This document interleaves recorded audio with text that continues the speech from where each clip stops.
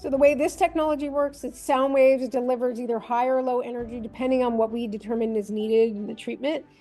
And it targets the energy directly to the specific spot. So this is like if you have a specific spot, like this is my trigger point area. Sometimes when I've worked with people, they don't even know they have a spot. You know, they'll feel pain, but they don't realize that there's a trigger point spot until we use this technology. So that's another way that I was talking about where the benefit of having it as a diagnostic tool helps us.